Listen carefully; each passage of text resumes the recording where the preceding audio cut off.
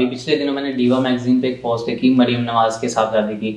وہ قرآن مجید کی تلاوت کر رہے تھے اور بڑی ماشاء اللہ انہوں نے اچھی آواز میں اپنا تلاوت کی, لیکن اس کے کمنٹ سیکشن میں اتنی مطلب گالیاں, اپنے دادا ابو کو بھی قرآن کی تعلیم دے دو, اپنی امی کو بھی دے دو.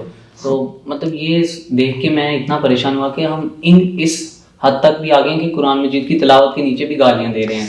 اللہ اکبر. ہم تو مجھے لگتا ہے کہ ہمارا نیشنل کھیل ہو گیا ہے گالم گلوچ اور بد تہذیبی کرنا. آپ کوئی بھی ایک چیز, مجھے یاد ہے کہ میں نے خان صاحب کا زمانہ تھا تو میں نے پیٹرول کی قیمت لکھ دی کہ پیٹرول اتنے روپے لیٹر.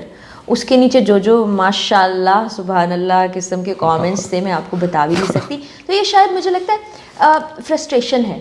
آپ کے ساتھ جو کچھ برا ہو رہا ہے, جو کچھ غلط ہو رہا ہے, آپ سمجھتے ہو کہ یہ جو جن لوگوں کو لوگ جانتے پہچانتے ہیں ان کو ہم برا بھلا کہیں گے تو فرسٹریشن آپ کی ختم ہو جائے گی. یا آپ یہ سوچتے ہو کہ آج میں نے فلاں سیلیبریٹی کے کامنٹ سیکشن میں جا کے یہ کہہ دیا تھا تو دیکھا میں نے کیا کارنامہ کر دیا.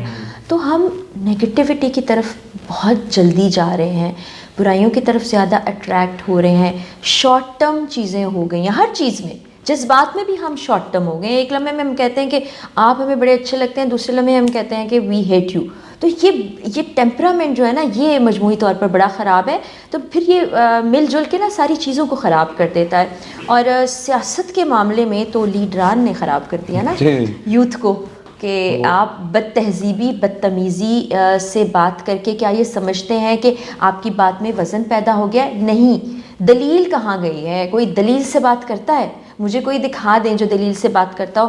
گالی دینے کا مطلب یہ ہے کہ آپ کے پاس جواز, دلیل اور کوئی بھی ایسی رائے ختم ہو گئی ہے کہ آپ آرگیومنٹ میں بھی دیکھیں نا, آپ آواز اس وقت اونچی کرتے ہیں جب آپ کے پاس کہنے کو کچھ نہیں ہوتا. تو یہ نقصان دہ ہے اور بڑا دکھ دیتا ہے جب ہم اس طرح کی چیزیں ہوتے ہوئے دیکھتے ہیں. آپ نے بھی ایک بات کی کہ جی ہم ایک پل میں ہم اٹھا دیتے ہیں اور ایک پل میں ہم گرا دیتے ہیں. تو محسن نقوی صاحب کا ایک شعر تھا کہ کچھ حادثوں سے گر گئے محسن زمین پر, ہم رش کے آسماں تھے ابھی کل کی بات ہے.